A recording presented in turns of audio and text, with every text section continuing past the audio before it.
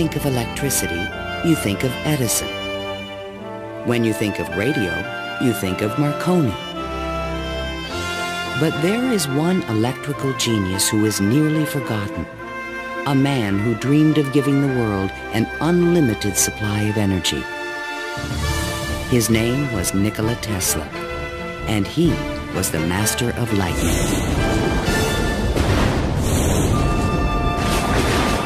This program was made possible by contributions to your PBS station from viewers like you. Thank you.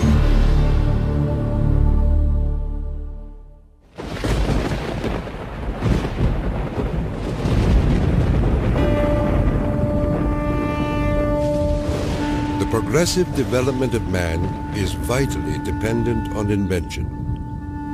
Its ultimate purpose is the complete mastery of mind over the material world, the harnessing of the forces of nature to human needs.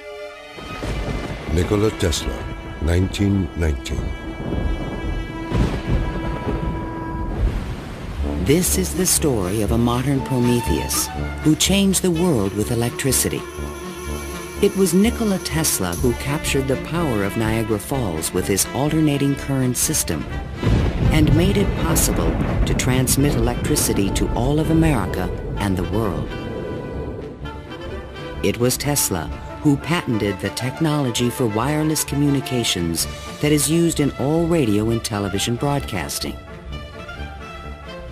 His incredible legacy can be seen in everything from remote control to neon and fluorescent lighting, X-rays, guided missiles, and even the Strategic Defense Initiative. Yet somehow history has overlooked this remarkable man. Tesla was indeed a genius of the first magnitude. He was a technological visionary. He could envision great things and make them work. He was a foreigner, an immigrant who arrived in America with only his dreams. A proud and sometimes arrogant man, he worked and locked horns with some of the most powerful people of his day. Thomas Edison, who resented his ideas. Guglielmo Marconi, who capitalized on his inventions.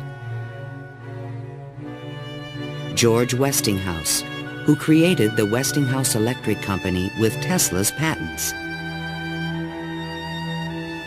And the great financier, J. Pierpont Morgan, who supported and then abandoned him. At the height of his career, Tesla was one of the most famous men in the world. His inventions helped America grow into a powerful industrial nation. His ideas created billion-dollar corporations. But Tesla was not a practical man. Always driven toward the next great breakthrough, he failed to protect his commercial interests. In the end, others made fortunes with his inventions, and he wound up penniless and rejected. Money does not mean to me what it does to other men. All my money has been invested in inventions to make man's life a little easier. He was a visionary genius. There aren't many of them. And he was willing to give his life to his visions. We have to evolve means for obtaining energy from stores which are forever inexhaustible. What I intend to show you now, step by step, is how I finally reached my dream.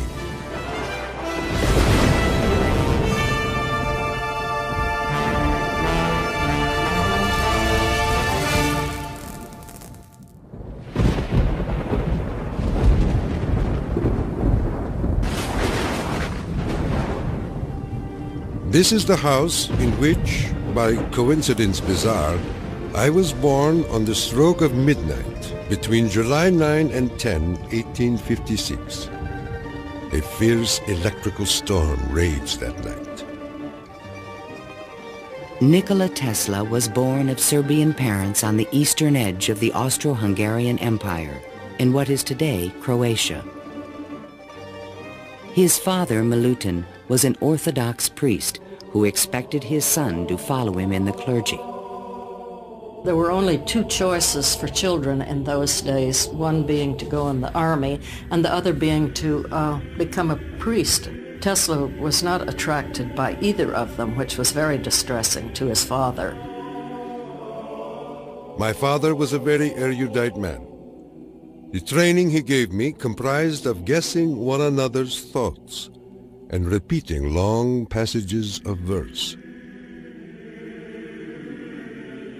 My mother descended from one of the oldest Serbian families in the country. She invented and constructed all kinds of tools and devices and wove the finest designs from thread. Her fingers were nimble enough to tie 3 knots in an eyelash. Early on, Tesla began to demonstrate an extraordinary imagination. In my boyhood, I suffered from a peculiar affliction due to the appearance of images, often accompanied by strong flashes of light. I was quite unable to distinguish whether what I saw was tangible or not. To give an example, I was fascinated by a description of Niagara, and I pictured in my imagination a big wheel run by the falls. I told my uncle that one day I would go to America and carry out this scheme. Then, at the age of 17, while preparing for the seminary, Tesla contracted cholera, and the brush with death changed his life forever. In one of the spells which was thought to be my last, my father rushed into the room. "Perhaps," I said, "I may get well if you will let me study engineering." "You will go to the best technical institution in the world," he solemnly said. I came to life like another Lazarus, to the utter amazement of everyone. In 1877, at the age of 21, I traveled to Graz, Austria to begin my college education. Here, I quickly became obsessed with the science of electricity. I wanted to know more of this wonderful force. Every spark produced 1,000 echoes in my brain. In 1831, in England, Michael Faraday had discovered the principle of electromagnetic induction, which made it possible to generate electricity. Faraday discovered that if you have an electric circuit in a changing magnetic field, it would induce an electric current to run in the wire. So this was the invention of the method of inducing, of creating oscillating or AC electric currents. And it was that invention that Tesla later harnessed into the electrical system that drives our civilization. Early electric motors operated on direct current electricity, but required a system of sparking connections to induce a rotary effect in the machine. I remarked to my professor that the design of generators and motors could be greatly improved by using currents that alternated. He embarrassed me greatly in front of my classmates, saying, "Mr. Tesla will never accomplish this. It is a perpetual motion scheme." Meanwhile, in America, Thomas Alva Edison had begun to experiment with vacuum tubes, producing the first commercial incandescent light bulb in 1878. Edison and Tesla would soon cross paths in a gargantuan technological struggle between direct and alternating current electricity. In 1880, Tesla moved to Budapest, where he found employment with the Central Telegraph Office. Here, his idea for an AC motor began to haunt him. In my room, I could hear the ticking of a watch with 3 rooms between me and the timepiece. A carriage passing at a distance of a few miles fairly shook my whole body. The whistle of a distant locomotive vibrated so strongly in my ears that the pain was unbearable. To recover from these attacks, I took long walks in the city park. One afternoon, which is ever present in my recollection, the sun was just setting and reminded me of Goethe's glorious passage.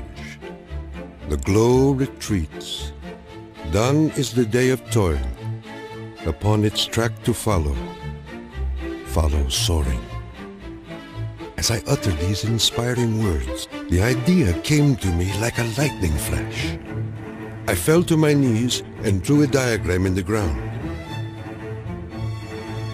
Tesla perceived a whirling field of energy. He suddenly knew he could recreate this rotating field by powering the coils of a motor in different steps or phases, like the pistons of an engine. The resulting forces of magnetic attraction and repulsion would literally twist the rotor in a circle, the electrical equivalent of the wheel. And all this was accomplished with alternating currents. It would soon turn the wheels of industry around the world. The strength of Tesla's mind was almost certainly in this sense of visualization, be able to see things move in front of him. You see, it was not a perpetual motion scheme.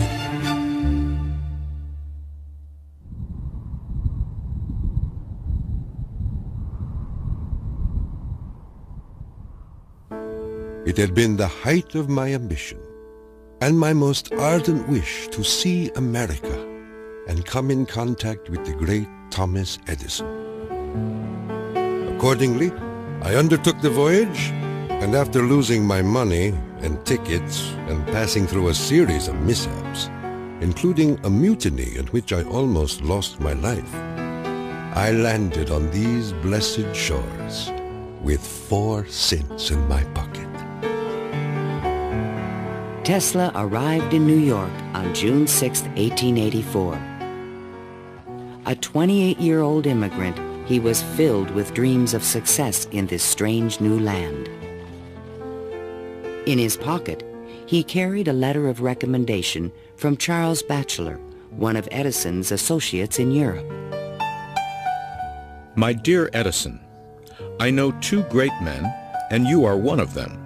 The other is this young man. Tesla came to America because he had tried to get his alternating current motor produced in Germany, and I believe in France as well, without any success. And he realized that there was probably only one person in the world who could help him with it, and that was Thomas Edison.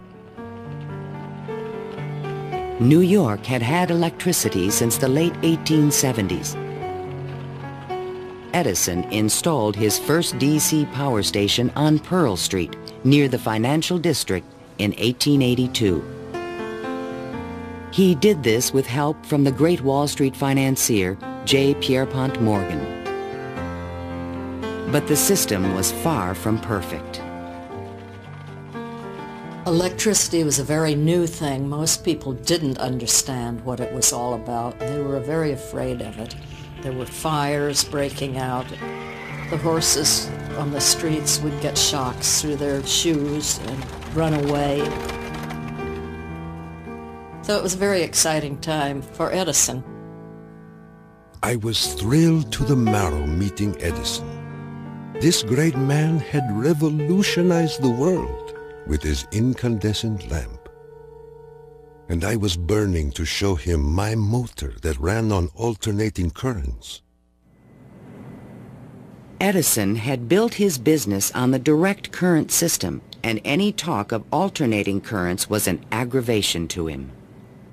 The problem with direct current is that you can't change the voltage. What you generate, that's what you get. And if you generated the power at too high a voltage, you would blow out lamps at the other end. If you generated the proper power for the lamps and you want to go any great distance, then you need copper wire that's as thick as your arm. And the Edison people said, well, that's all right. We'll just have a power station every mile or so. DC was sufficient to power lights and run motors, but it could not be transmitted efficiently over long distances. By raising and lowering the voltage, AC could solve the problem of distance, but a working AC motor did not exist. In spite of their differences, Edison hired Tesla to improve the performance of his DC generators. Tesla said he was promised $50,000 if he was successful. The offer seemed too good to be true. I entered the Edison Machine Works, where I undertook the design of DC dynamos and motors. My regular hours were from 10:30 a.m. till 5 a.m. the next day. When I completed the task, I went to Edison for payment, and he laughed.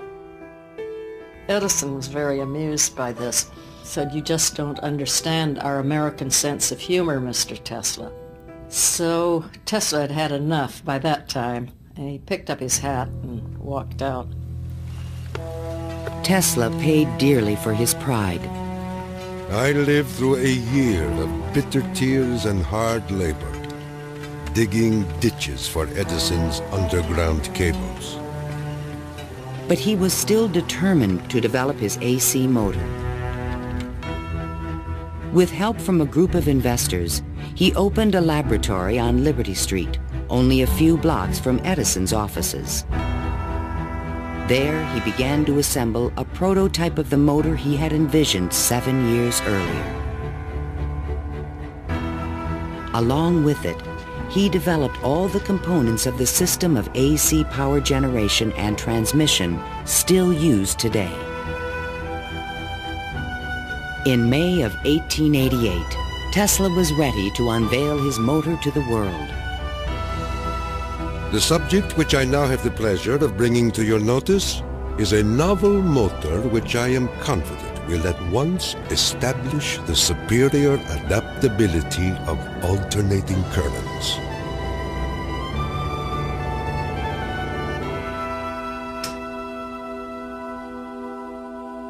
Over the next 5 years, 22 U.S. patents were awarded to Nikola Tesla for AC motors, generators, transformers, and transmission lines, the most valuable patents since the invention of the telephone.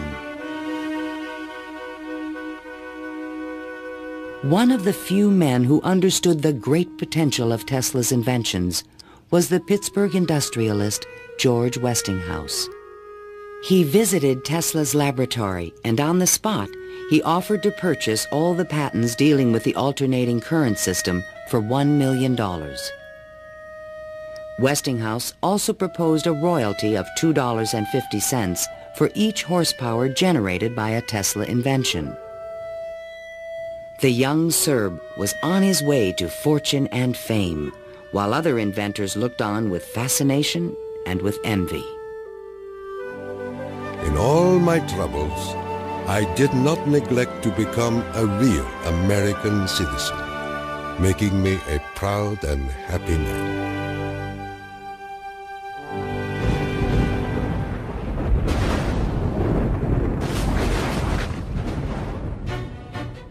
During the late 1880s, Edison began a negative media campaign to discredit the alternating current system of electricity being developed by Westinghouse and Tesla. It became known as the War of the Currents. My personal desire would be to prohibit entirely the use of alternating currents. They are as unnecessary as they are dangerous. Edison employees demonstrated the dangers of alternating current by electrocuting animals in public demonstrations. Just as certain as death, Westinghouse will kill a customer within 6 months after he puts in a system of any size. None of his plans worry me in the least. An Edison associate suggested using alternating current as a means of executing criminals. A test took place at New York's Auburn State Prison in 1890.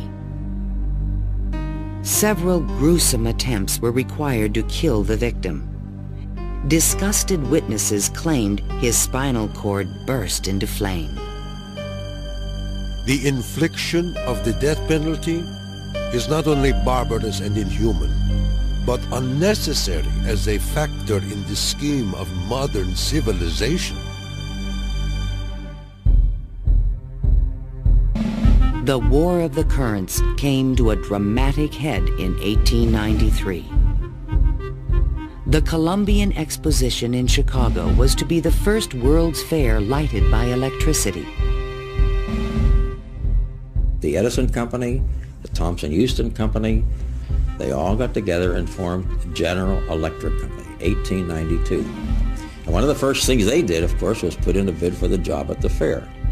Their bid was roughly $1 million. The Westinghouse bid was about $500,000, and naturally, Westinghouse got the job.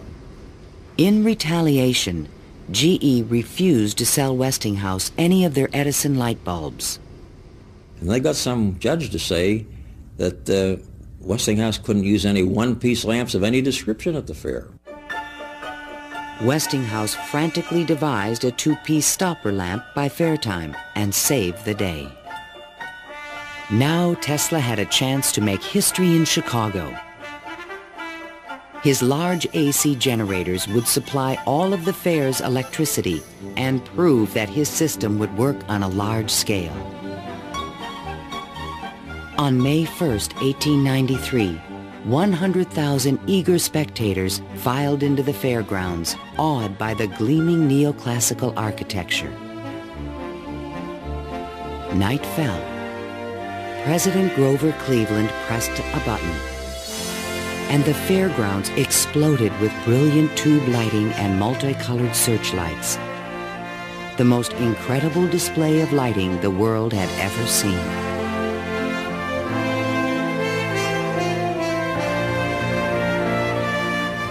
In the great hall of electricity, the public could see that the Tesla Westinghouse system made it all possible. To overcome the impression that AC was dangerous, Tesla put on remarkable demonstrations.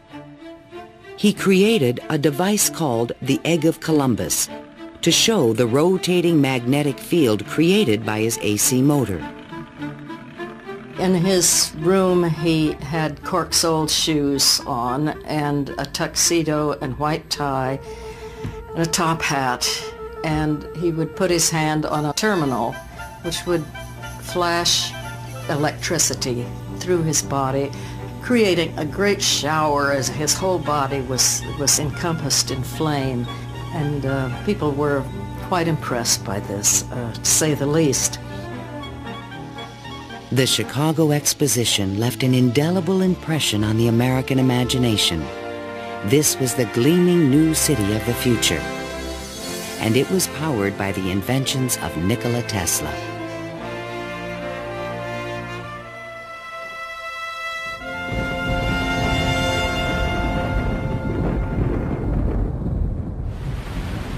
Since childhood, Tesla had dreamed of harnessing the power of the great natural wonder called Niagara Falls. The famous British physicist Lord Kelvin was now head of an international commission to find a way to use the fall's power. He had sent a cable to all the other members of his commission, and it said, "Trust you avoid the gigantic mistake of alternating current." But all this dramatically changed when Lord Kelvin attended the Chicago Exposition and saw the AC system in operation. A contract was immediately awarded to Westinghouse Electric to power the mighty cataract with AC. The technical challenge was daunting. The Niagara plan called for 3 5,000 horsepower alternators, the largest generators ever made. Tesla and Westinghouse engineers had heated disagreements about the operating frequency. Even when the system was finally installed, Tesla was the only person who was certain it would operate. The technical details have been completely worked out. All that now remains is for the switch to be thrown.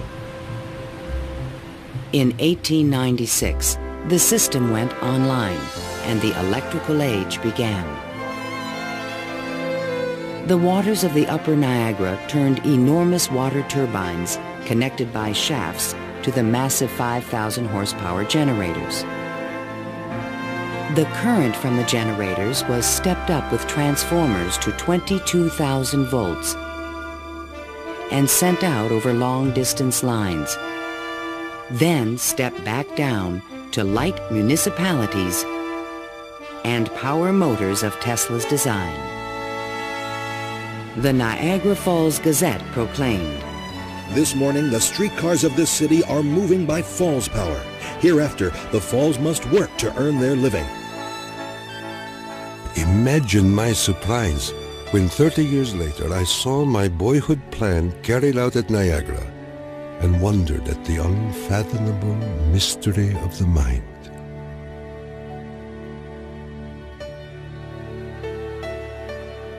Within a few years, the number of generators at Niagara was increased to 10.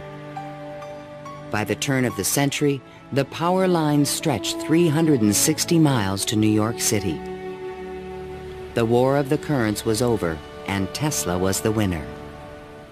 By the time Tesla effectively arrives on the scene with his motor, Edison is out of the business. He's basically written out of his own company. This was something Edison would not soon forget. In spite of the success of AC, Westinghouse had overextended his company's resources, leading to severe financial difficulties. In order to save the company, Tesla said that he tore up his royalty contract for $2.50 per horsepower generated. Today, this agreement would be worth trillions. Had the inventor been tricked again? This is something that we've never found any record of in the Westinghouse annals. We do have something which is a memorandum of agreement about that, but it was never signed. But Tesla was ready to move on. I had already perceived enough to get the idea that energy could be transmitted and received without connecting wires in between. He was convinced his next invention would make him a millionaire once more.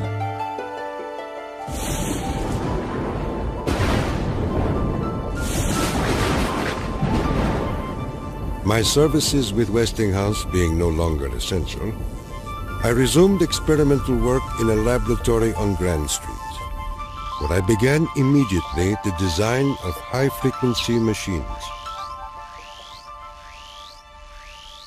Following the success of Niagara, Tesla was at the height of social acclaim. Everyone wanted to know more of this mysterious foreigner who was transforming the world with his electrical inventions. So far as personal appearance goes, no one can look upon him without feeling his force. His cheekbones are high and prominent, the mark of the Slav. His eyes are blue, deeply set, and they burn like balls of fire. Franklin Chester, the Citizen. Why was he so well known and so popular? It's because the technological advances that he made were so directly related to the relief of the drudgery that people had to endure in their work lives. They could see what he did helped them personally. Every evening, Tesla showed up at Delmonico's, the most expensive restaurant in town, to be shown to his special table. He is fanatical about his dress, usually sporting a fine waistcoat, white leather gloves, and a derby hat on his head. He is meticulous about his health and drinks a glass of whiskey a day, saying it will increase his life expectancy to 150 years of age. Tesla hobnobbed with the leading politicians, millionaires, and celebrities of the era. This was the best way for independent inventors to find support for their projects. His friends were the New York elite, John Jacob Astor, William K. Vanderbilt, and the writer Mark Twain. I have just seen the drawings and description of an electrical machine lately patented by Mr. Tesla, which will revolutionize the whole electric business of the world. One of Tesla's closest friends was Robert Underwood Johnson, editor of the prestigious Century magazine. Johnson's wife was deeply in love with Tesla. My dear Nicky, do leave aside the millionaires and Fifth Avenue for some simple pleasures. From one distinguished only by a great weakness, Katherine Johnson. In fact, the world-famous inventor was also New York's most intriguing bachelor. The fact that he never married, I think, had almost nothing to do with his interest in women. It appeared that he was always very interested and was attractive to women. Many women sought his attention. The beautiful and wealthy socialite Flora Dodge, and even the famous French actress Sarah Bernhardt. But in spite of his charisma, Tesla was only interested in his inventions. He had so many phobias that he couldn't have had close relationships with women. He didn't like most of the jewelry that they wore or the perfume, and he couldn't bear to touch hair. And and in fact, he didn't like to shake hands. And so these are all things that do tend to discourage intimate relationships. The inventor even claimed that he destroyed his sexuality at the age of 40. A certain French actress kept coming to me and made it impossible for me to concentrate. It's a pity, too, for sometimes I feel so lonely.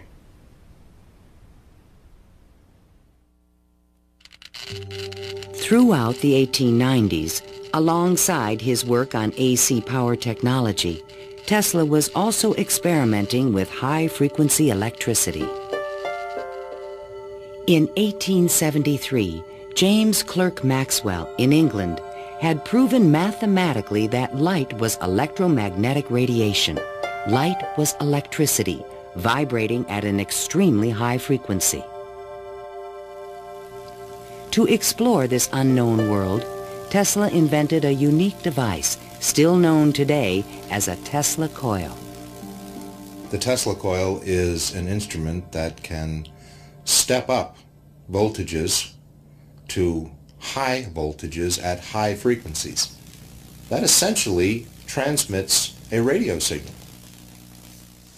Tesla invited friends and potential investors to late-night demonstrations in his laboratory. In experiments, he would permit his guests to pass thousands of volts of electricity through their bodies to light a lamp or melt a wire in their hands. Mark Twain was always a willing subject. Thunder is good. Thunder is impressive. But it is lightning that does the work. Even today, it would be a little bit scary to go into Tesla's laboratory, and in those days when people didn't know anything about electricity, it must have been terrifying. With high frequencies, Tesla developed some of the first neon and fluorescent illumination. He also took the first X-ray photographs. But these discoveries quickly paled one day in 1890 when a vacuum tube illuminated in his hand without any wire connection. To me, it was the first evidence that I was transmitting energy through the air. This was the beginning of Tesla's lifelong obsession, the wireless transmission of energy.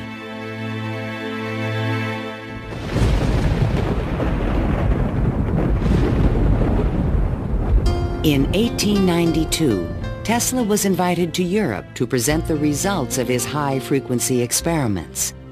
In London and Paris, he amazed scientists and engineers with lighting and electrical effects that looked more like magic than science. He also announced a remarkable new possibility. I would say a few words on a thought which fills my mind and concerns the welfare of all. I mean the transmission of intelligence and even power without the use of wires. I am becoming more convinced daily of the practicality of this scheme.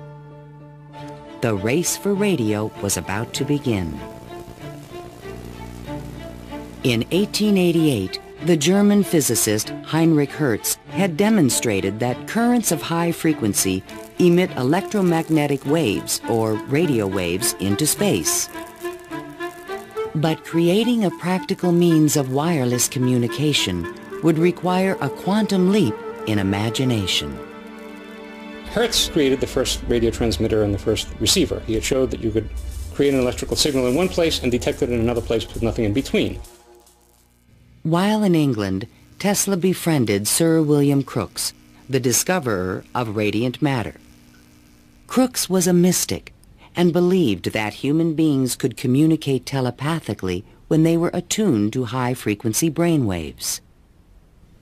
Tesla was skeptical, but one night in his bed he had a powerful and disturbing vision. I saw a cloud carrying angelic figures, one of whom gradually assumed the features of my mother. In that instant, a certitude, which no words can express, came upon me that my mother had died. And that was true. Tesla was convinced that he and his mother were tuned to the same frequency. His otherworldly experience would soon lead him to another revolutionary invention. On his return to New York in 1893, Tesla banished himself from social life and disappeared into his new laboratory on South Fifth Avenue. Following his uncanny intuition, he soon discovered that Tesla coils would transmit and receive powerful radio signals when they were tuned to resonate at the same frequency. Tuning is the key to all radio and television transmission. In my laboratory, I could take in my hands a coil tuned to my body and collect 3/4 horsepower anywhere in the room without any tangible connection. Sometimes I would produce flame shooting out from my head and run a motor in my hands, or light 6 or 8 lamps. By early 1895, Tesla was ready to transmit a signal 50 miles to West Point, New York. He could now produce 1 million volts with his new conical coil. But that year, on the Ides of March, disaster struck. Fire broke out in the building which housed Tesla's laboratory. Everything was lost. Utterly disheartened and broken in spirit, Nikola Tesla, one of the world's greatest electricians, returned to his room in the Gerlach yesterday morning and took to his bed. He has not arisen since. I was devastated. What could I say? The work of a lifetime lost in a fire that lasted only an hour or so. The timing could not have been worse.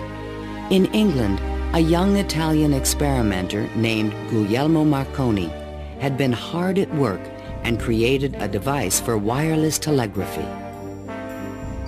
Concerned that Marconi would exploit his ideas, Tesla opened a new laboratory and rushed to complete his own system for wireless communication.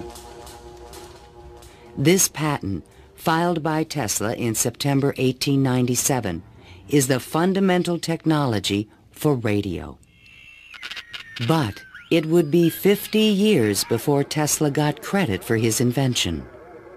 Various people in various different countries had the idea of exploiting this as a means of communication.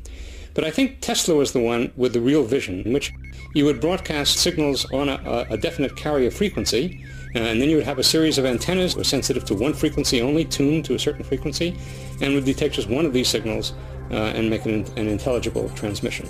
And once again, his vision describes the world that we live in.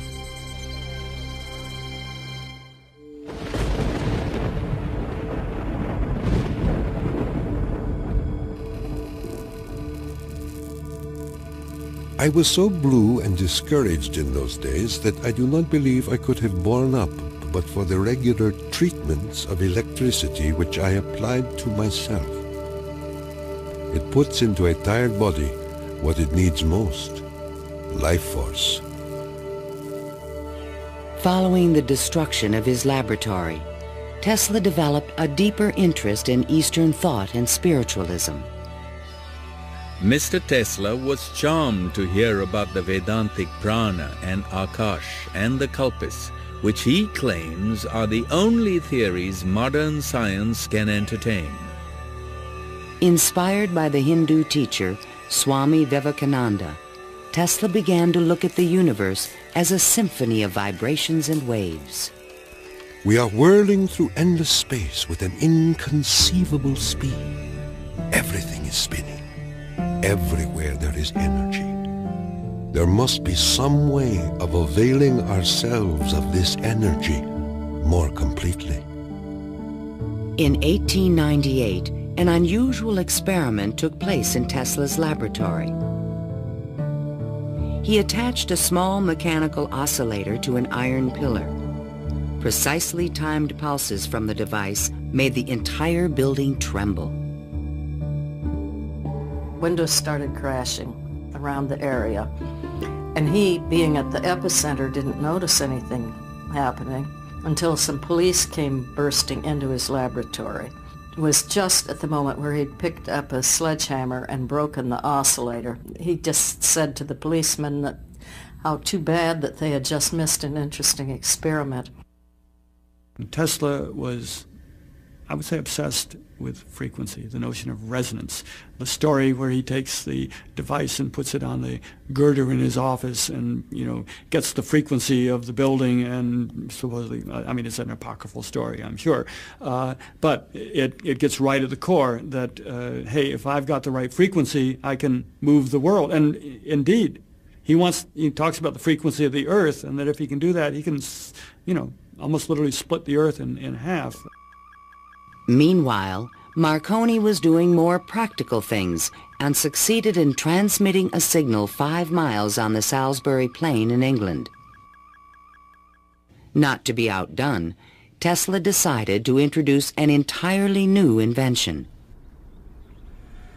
In a specially constructed pool, potential backers were amazed to see the inventor controlling the motions of a small mechanical boat with no wires attached to it. This was the world's first radio-controlled device. The machine even seemed to think.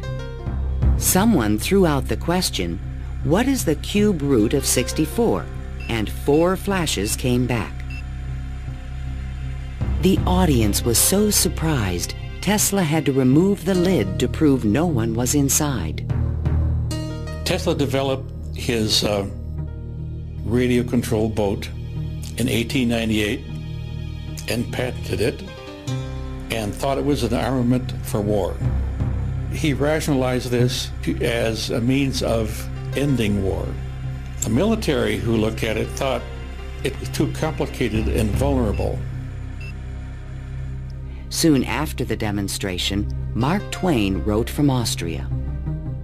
Dear Mr. Tesla, have you the Austrian and English patents on that destructive terror which you have been inventing, and thus make war henceforth impossible? If so, won't you set a price on them and commission me to sell them? Sincerely yours, Mark Twain. But I have no desire to be remembered as the inventor of a purely destructive device. I prefer to be remembered as the inventor who abolished war. That will be my highest pride.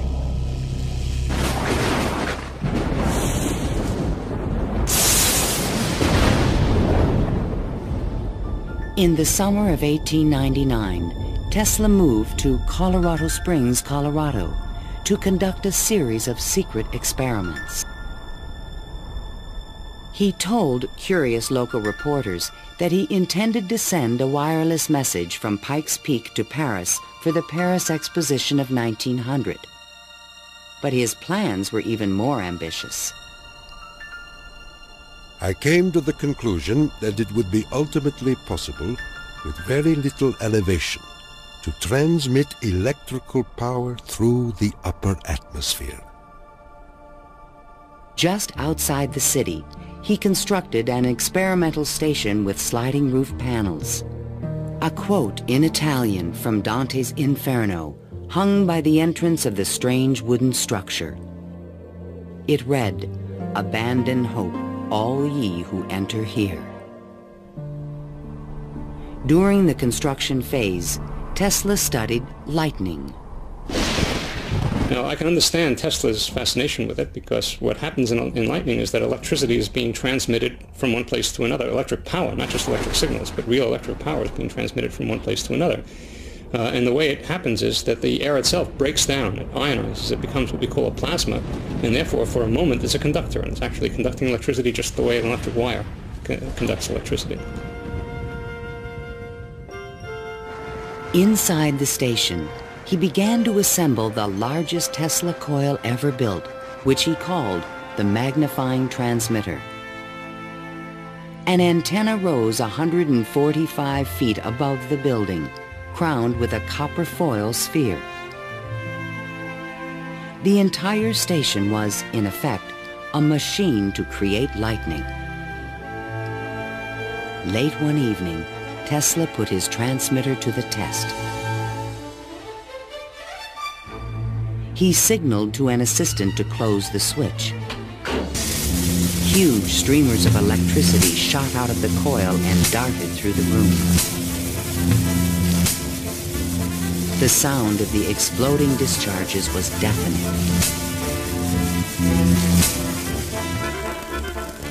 Outside, above the building, bursts of artificial lightning, more than 100 feet long, began to shoot out at the ball atop the antenna. Its thunder could be heard 20 miles away in the small mining town of Cripple Creek.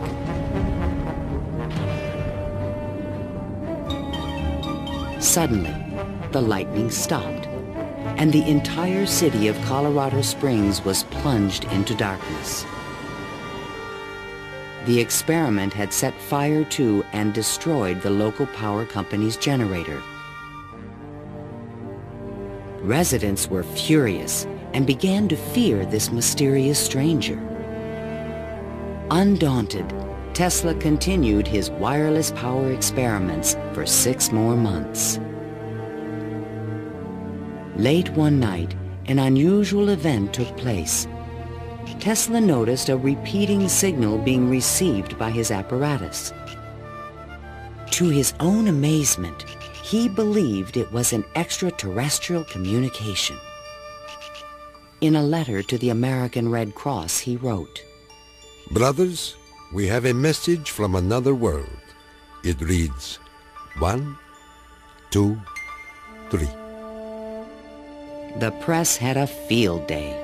If the mystical 1, 2, 3 was impulsed from Mars, as Tesla says, they certainly showed most excellent taste in choosing Colorado Springs. It is a rule in inventional science. When you're going to tell one, tell a good one. And men have become great in this way. Colorado Springs Gazette. Though widely ridiculed for his claim, Tesla may have been the first to detect radio waves from space. I believe that Tesla could have gotten these signals from space. We are getting them today, and these are the radio telescopes. That's what radio telescopes do today, receive signals from space. They are not from alien civilizations, but they are from the sun and from the stars. On January 7th, 1900, Tesla boarded a train back to New York City. Perhaps he had mastered the power of lightning, or at least that's what he believed. The law which I discovered in Colorado is wonderful, and it means that results undreamed of before will be possible. as soon as a large plant is constructed in accordance with my plan. See the excitement coming.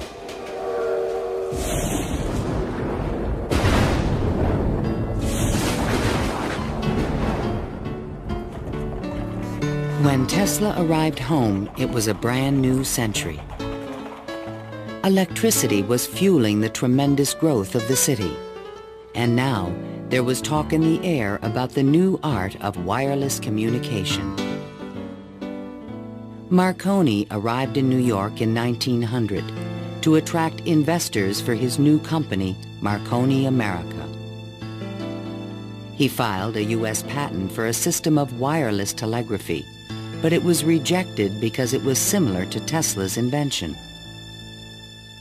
It became obvious, I think, to Marconi as well as to other experimenters of the time that the Tesla system was an efficient, powerful resonator that would produce electromagnetic waves that you could work with. Confident in the future, Tesla took up residence in the Waldorf Astoria Hotel and wrote a sensational article for Century magazine. First, let us ask, what is the spring that drives all?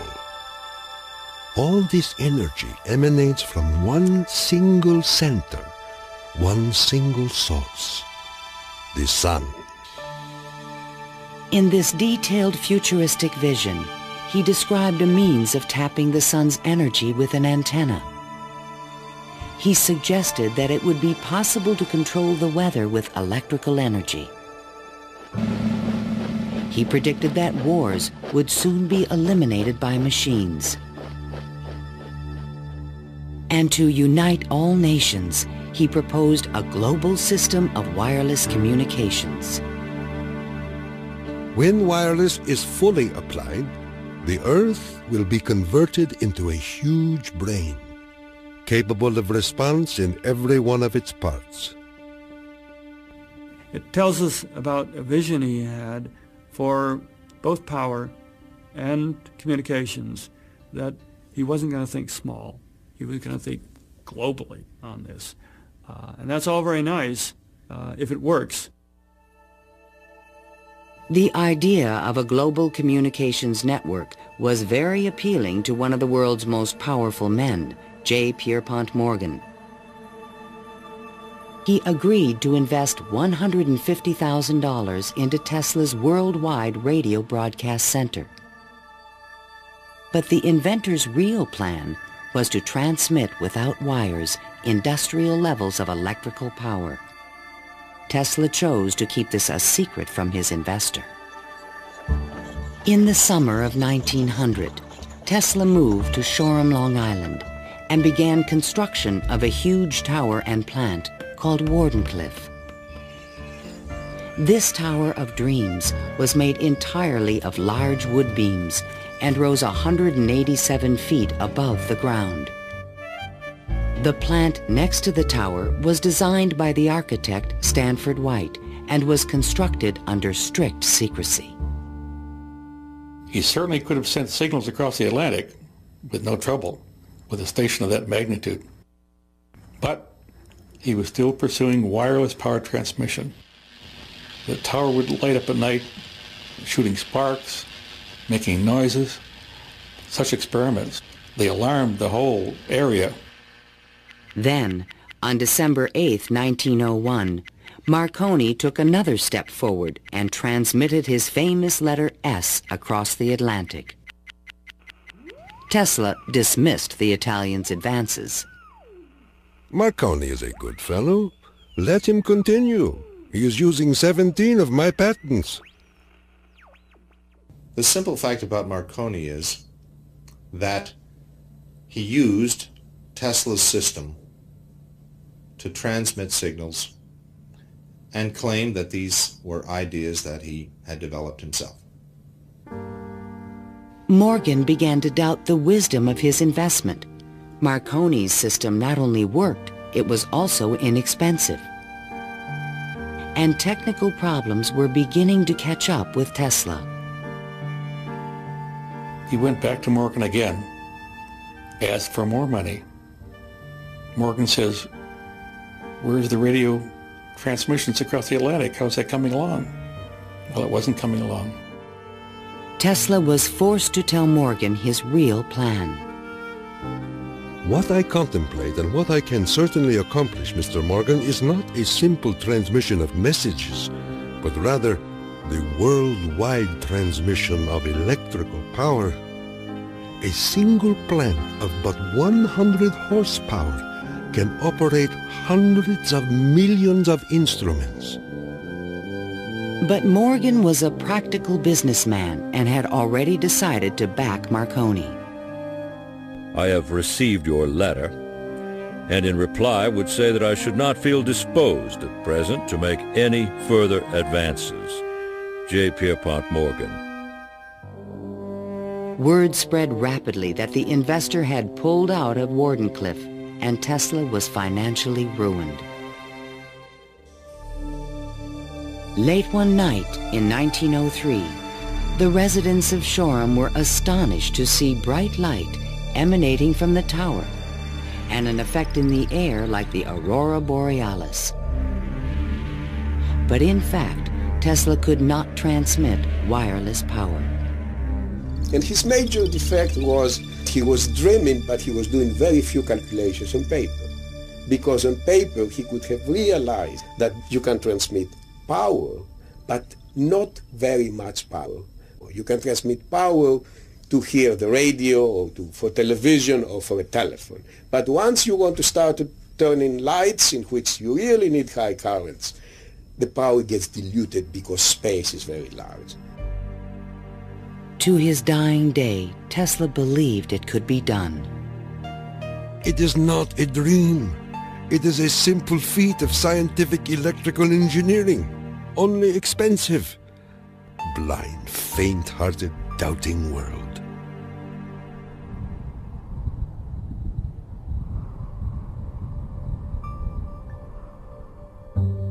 Wardenclyffe marked a turning point in Tesla's career.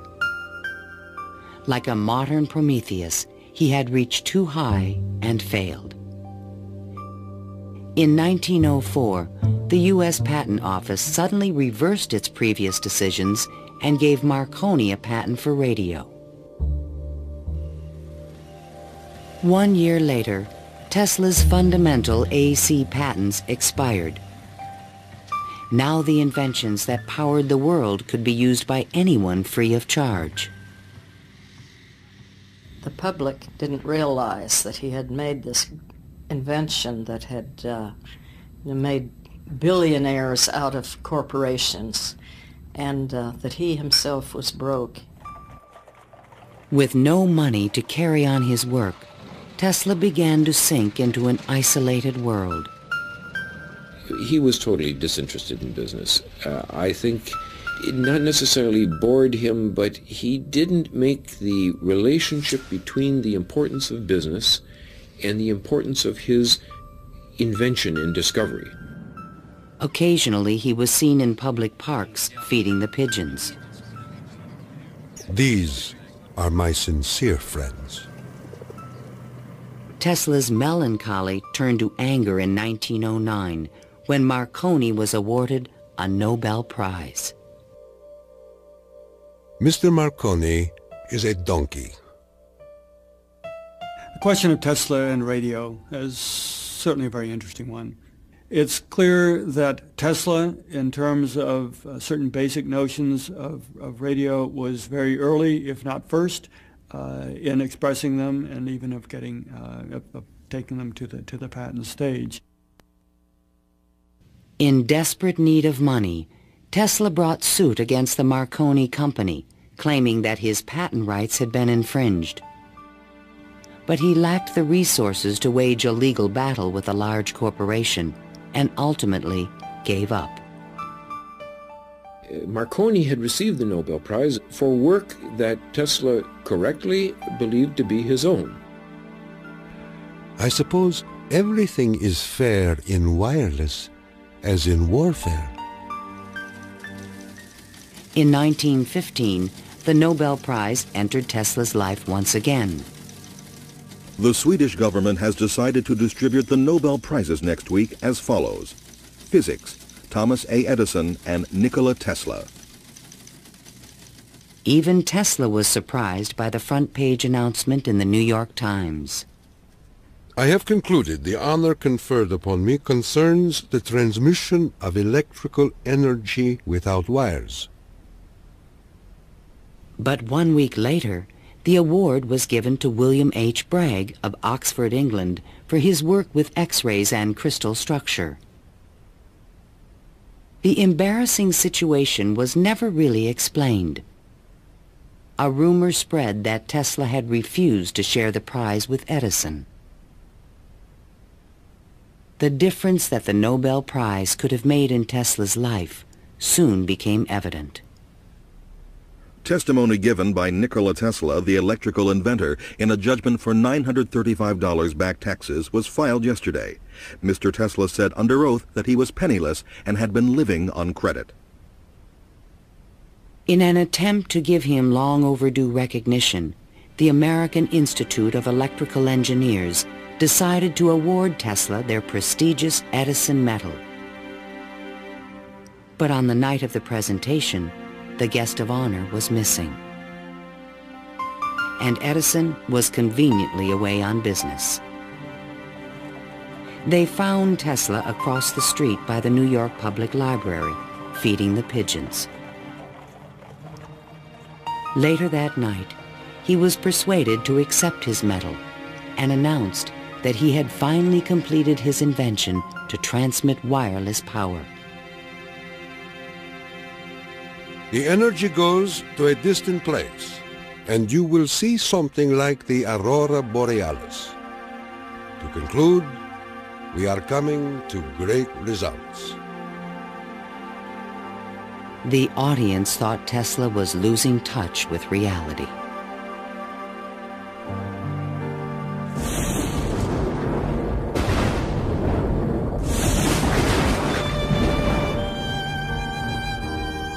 I refuse to accord to some small-minded and jealous individuals the satisfaction of having thwarted my efforts. These men are nothing more to me than microbes of a nasty disease. Well, by that time, you know, Tesla had ceased to have any financial means. He was virtually dependent on being helped by hotels and people that he knew. He began to bring injured birds back to his hotel room to nurse them. He had more companionship with pigeons in that time of his life than with human beings. Working as a consulting engineer, Tesla managed to maintain a small office and laboratory in the Metropolitan Tower. To change his thoughts, he frequently attended movies in Times Square. Here he could see his futuristic ideas appearing on the screen. But his ideas were only accepted in science fiction movies and magazines. In 1924, there was a news report that while at Colorado Springs, Tesla had invented a death ray machine that shot bolts of lightning. The inventor was strangely quiet on the topic.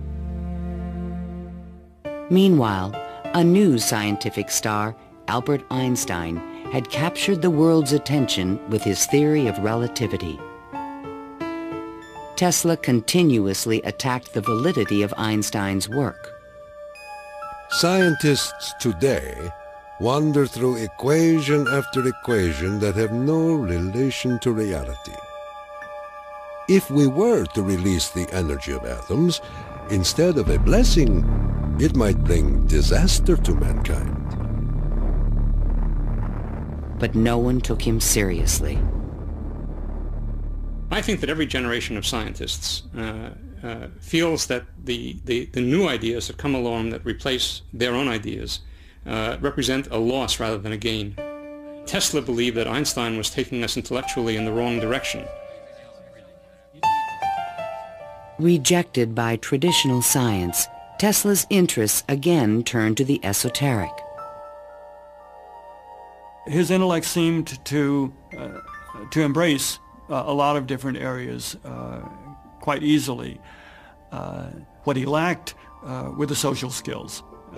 And that's an enormous shame because it interfered with his ability to use that genius, to be practical. Though nearly a recluse, he would occasionally attend dinner parties at the home of the German poet and mystic George Sylvester Viereck. And he always intrigued the guests. While we were in the midst of talking, an apparition seemed to come into the room. He walked so softly, and he struck us as almost an unearthly creature.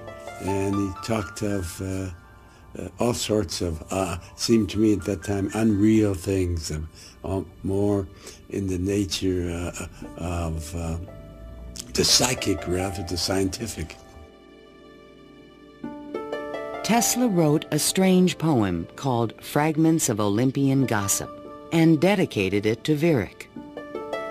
While listening on my cosmic phone, I caught words from Olympus blown. The latest tells of a cosmic gun. To be pelted is very poor fun. The meaning of the poem would soon be explained.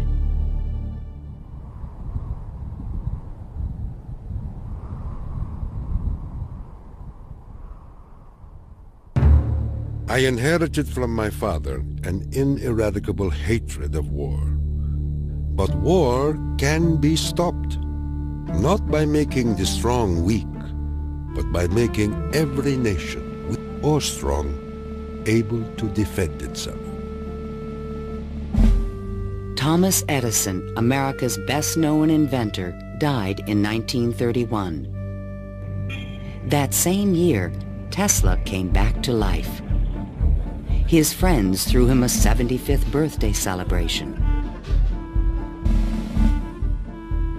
Time magazine put his picture on the cover. Letters of admiration poured in from scientists around the world, including a generous Albert Einstein. I congratulate you for your great success on your lifetime task. Basking in the attention, Tesla announced at a press conference that he had discovered a completely new source of power. The idea, when it first burst upon me, was a tremendous shock. And let me say that it has nothing to do with releasing so-called atomic energy. I think that a lot of the proposals that he made in his later life were so esoteric as to be impractical in that time and even in the current time. When the Nazis rose to power in Germany, Tesla decided that the time was right to reveal his new source of power, a man-made form of lightning called teleforce that could shoot an airplane from the sky. Nikola Tesla, electrical wizard and radio pioneer, announced that he was working on a machine to create a powerful electrical death beam which could wipe out armies in a flash and destroy huge fleets of ships or planes. The concept of using lightning bolts as a weapon certainly is millennia old. It goes back at least to the ancient Greeks. Think of Zeus throwing lightning bolts. The main contribution that Tesla had was to come up with a true scientific, rational, at least concept of coming up with controlling these lightning bolts and projecting them over long distances. Tesla had experimented with this idea while at Colorado Springs. Now he intended to build it on a large scale. His plan was to charge small particles of tungsten or mercury, then accelerate them with lightning force through a special gun with one end open to the atmosphere. Tesla's death beam stirred the public's imagination when it was featured in a Superman cartoon, the electro-euthanasia ray. but the idea was more than science fiction. Tesla tried to sell this concept to various governments, England, the Soviet Union, and the United States, all Allied powers, and against Germany. He offered his system to England for $30 million, and they entered negotiations. When Tesla demanded payment before sending the final plans, the deal fell through. The British attempted to build their own death beam, but the project was soon abandoned. As the Nazis surrounded Yugoslavia, Tesla attempted to sell a beam weapon system to his former country. There should be needed 9 stations, 4 for Serbia, 3 for Croatia, and 2 for Slovenia, and it will protect our dearest homeland. At this point, even Tesla's countrymen thought he was just a crazy old man. One day in 1937, Tesla started out from his hotel room to feed his pigeons. Suddenly, a few blocks from the hotel, he was hit by a taxi and thrown to the ground. 3 of his ribs were broken. He was 81 years old. Remembering what he did for their company, Westinghouse executives agreed to pay his room and board for the rest of his life. The inventor also received a small stipend from the Yugoslav government. During the Christmas season of 1942, Tesla's death was imminent. Again, he attempted to interest the United States in his beam weapon concept. At the recommendation of 2 government engineers, a meeting of high-level officials was scheduled at the White House for January 8, 1943, to consider his plans. But the meeting never took place. Nikola Tesla, inventor of the Tesla coil, the induction motor, and hundreds of other electrical devices, died last night in his suite at the Hotel New Yorker. On last Thursday night, here in our city of New York, a man who was 87 years of age died in his humble hotel room. On January 10, 1943, Mayor Fiorello LaGuardia of New York paid tribute to Tesla on the radio. He died in poverty, but he was one of the most useful and successful men who ever lived. Were we to eliminate from our industrial world the result of Tesla's work, the wheels of industry would cease to turn, and our electric trains and cars would stop. Our towns would be dark, our mills and factories dead and idle.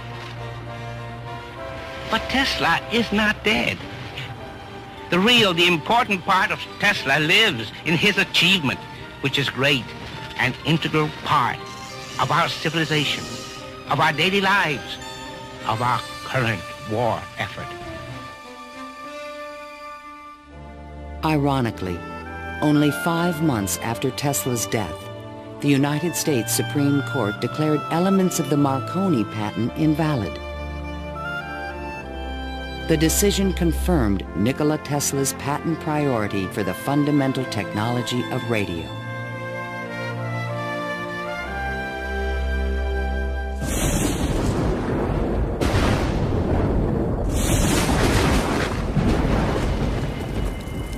Unknown subjects, equipment, experiments, and research of Nikola Tesla, deceased, espionage. Following Tesla's death, fears rapidly increased that he might have invented a powerful new weapon. FBI Special Agent in Charge, P.E. Foxworth, was called in to investigate. He had been informed that Tesla's papers were not secure. Tesla is reported to have completed and perfected his experiments in the radio transmission of electrical power, commonly referred to as the death ray. A distant relative of Tesla, named Sava Kasanovich, is taking steps to get possession of these important documents and plans.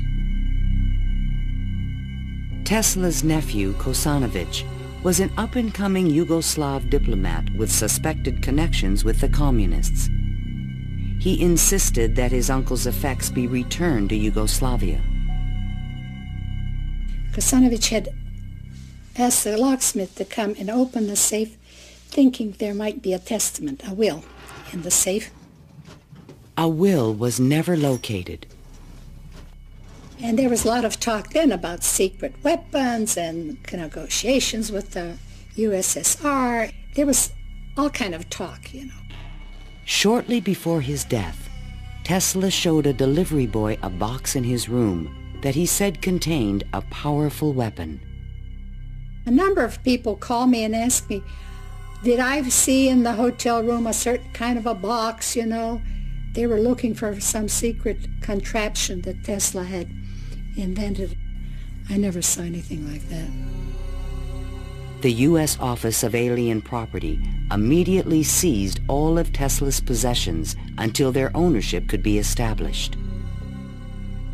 There's every evidence that they did look through all his papers, because the papers were not in order and certain things were missing. All his technical papers on beam weapons were secretly microfilmed by U.S. military agents.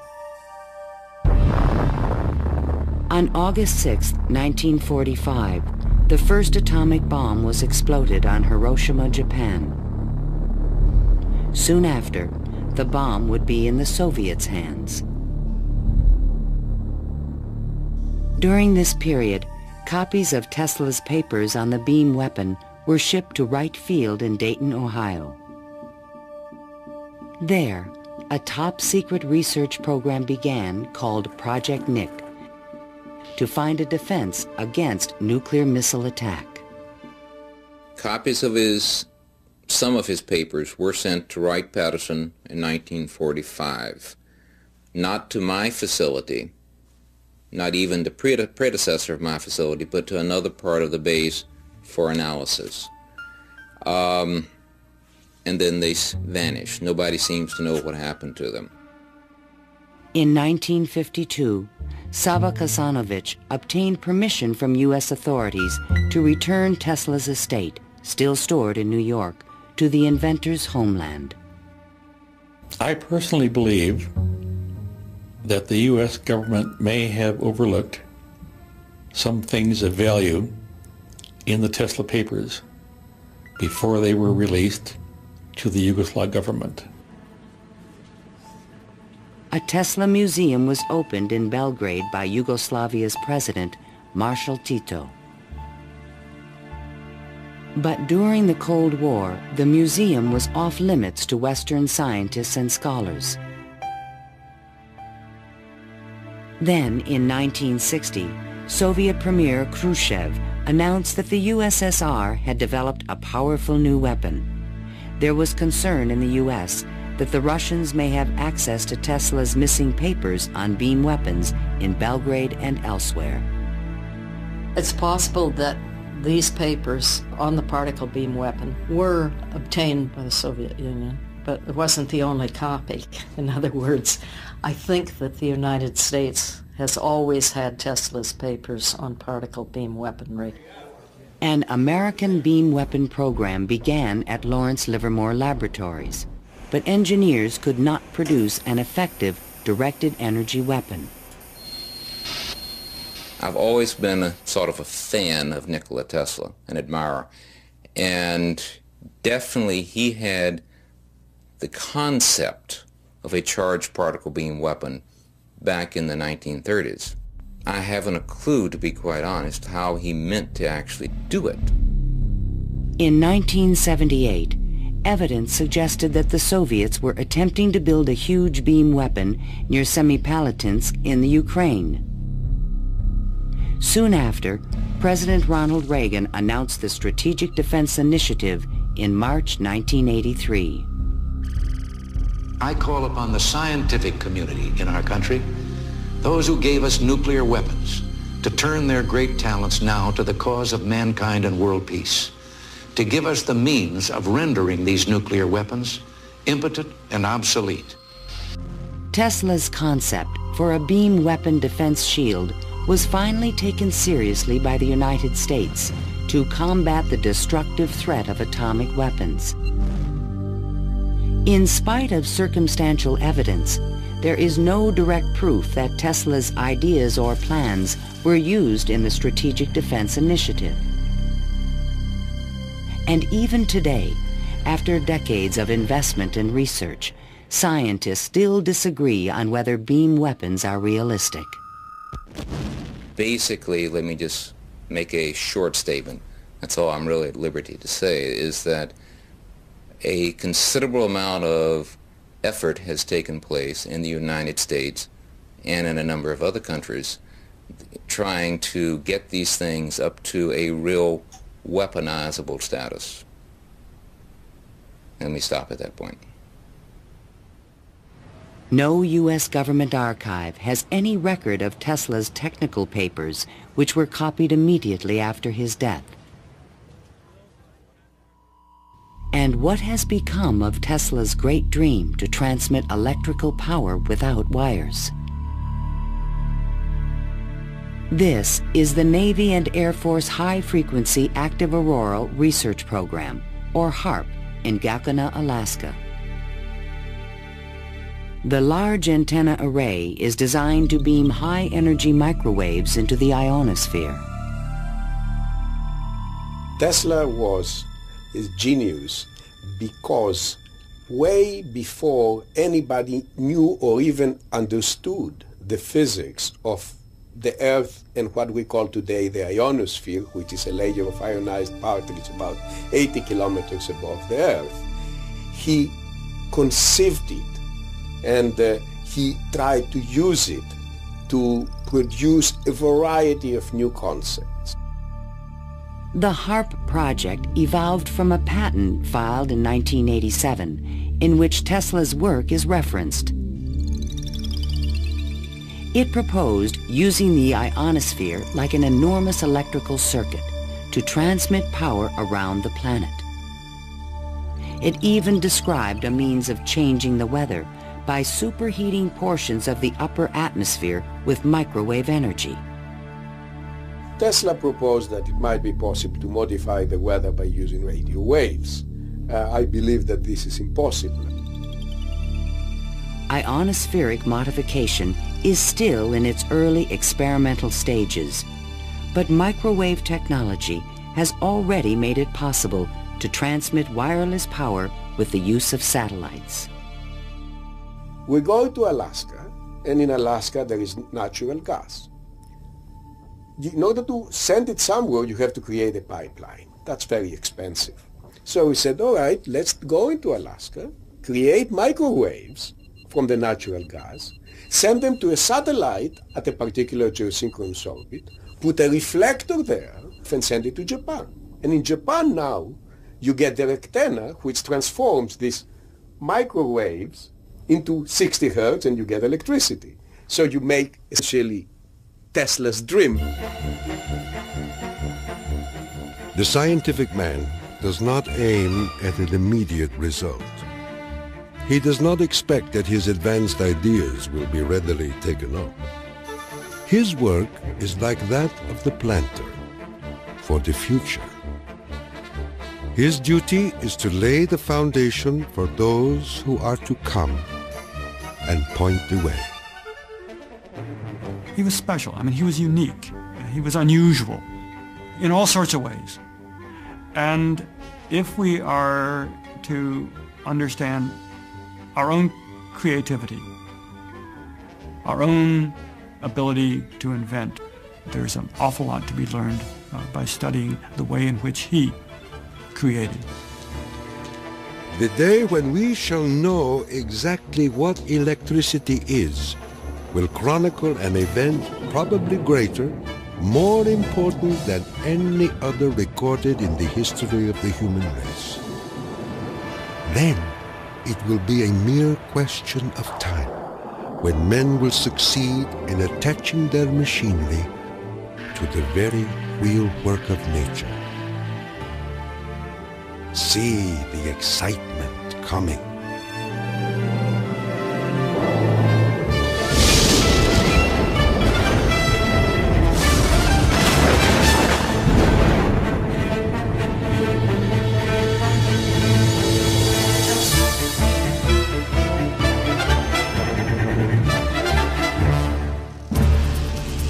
To learn more about Nikola Tesla, visit PBS online at pbs.org.